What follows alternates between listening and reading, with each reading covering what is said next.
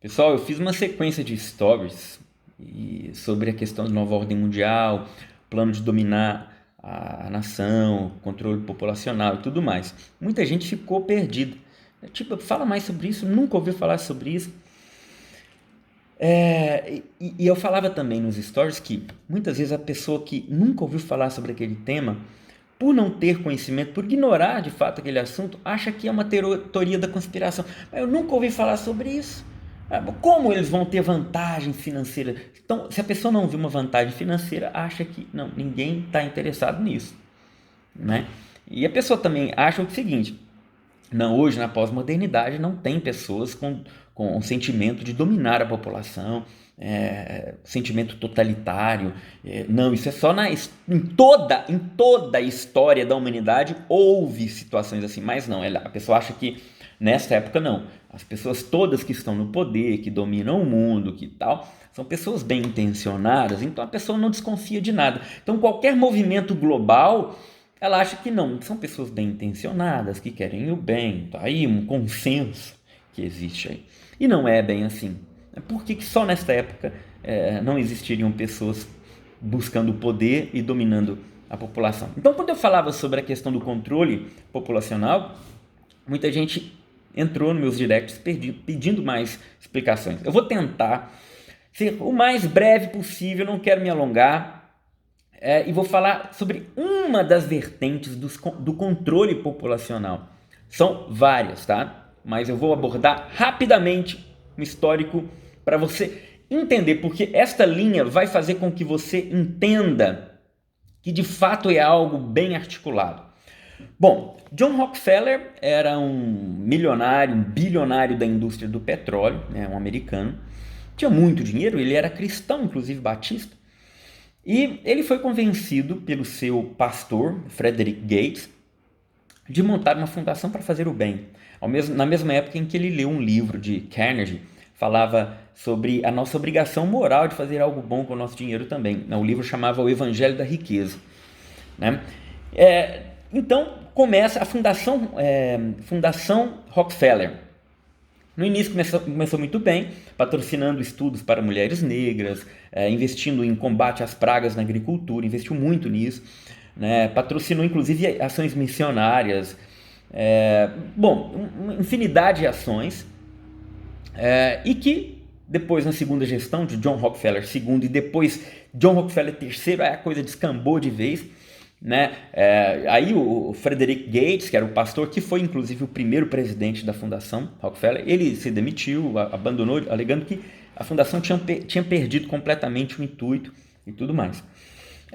E qual que era a intenção da Fundação Rockefeller lá no início? Fazer o bem, né? E interessante que com o passar do tempo, eles formaram grupos de estudo e foram tendo contato com algumas novidades. Por exemplo, a teoria malthusiana, que dizia, de Thomas Malthus, que inclusive também era um protestante, que a população crescia exponencialmente e a produção de alimento não ia acompanhar o crescimento populacional. Por isso, nós tínhamos que controlar a população. Thomas Malthus defendia o controle populacional por meio da castidade, da vida, né, da contenção, da abstinência, né?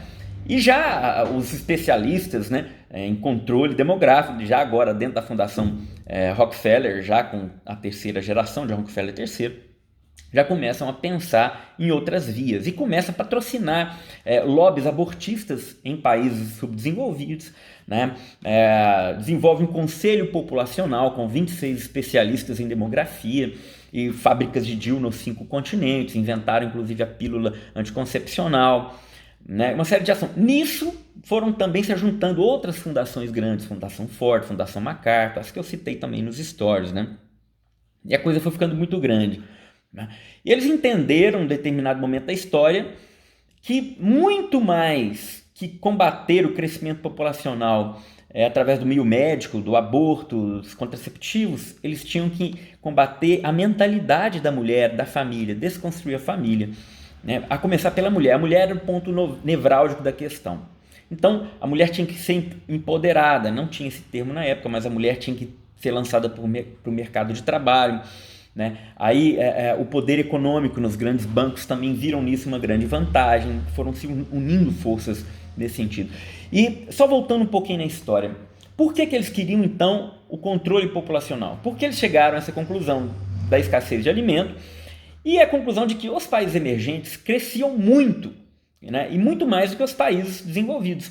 Então eles calcularam, vai chegar um momento em que a escassez de alimento no mundo vai ser tão grande que os países desenvolvidos vão atacar e vai haver muitas guerras. O intuito era parar com as guerras, porque também eles viram que na Grande Guerra, tudo que eles construíram, as obras sociais, mais filantrópicas, né, que eles faziam, não de caridade, mas de filantropia, eram todas desfeitas com a guerra, né? Então eles iam parar a guerra em nome da paz, né?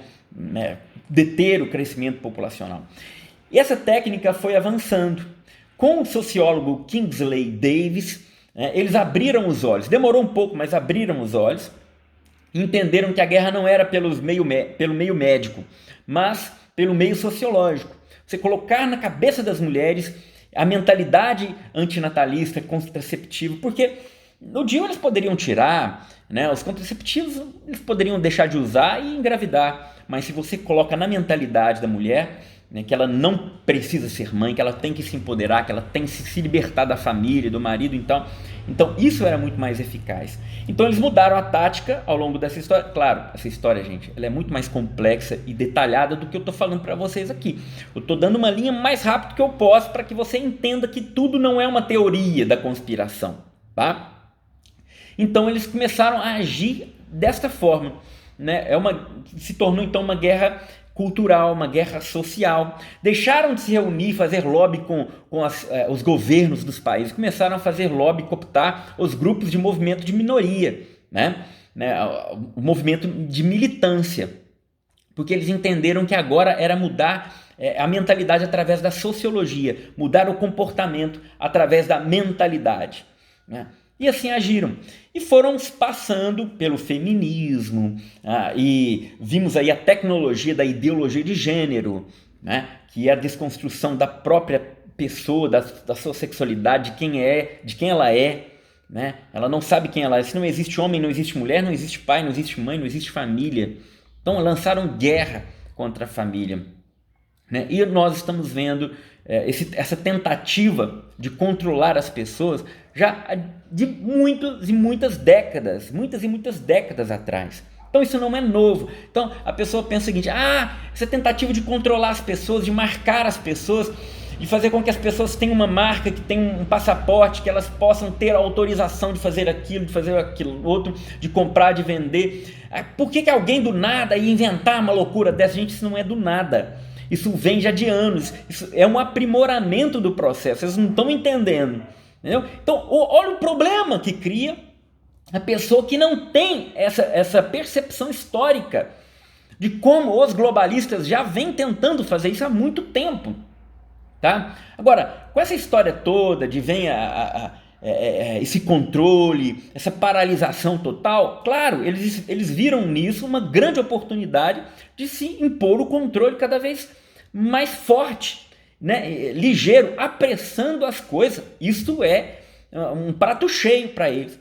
Tipo, então está tudo perdido?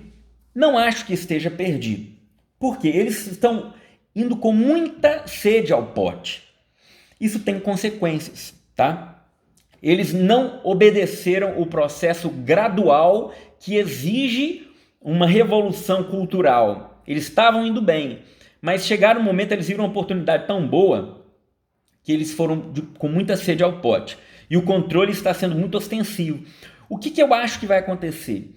Quando a coisa ficar insustentável, o povo, a população, eles vão cair na real, mais cedo ou mais tarde, e eu não acho que é agora também, tá? A coisa vai ficar muito grave para pessoas caírem na real, mas quando isso acontecer, vai haver uma tentativa de retorno, tá? Então, eu não sei se essa tentativa será eficaz, também não sei, mas eu prevejo que vai acontecer esse despertar, né? Esse movimento de despertar, porque já existe uma resistência, tá, de controle, porque não é sobre saúde, pessoal, é sobre controle de comportamento.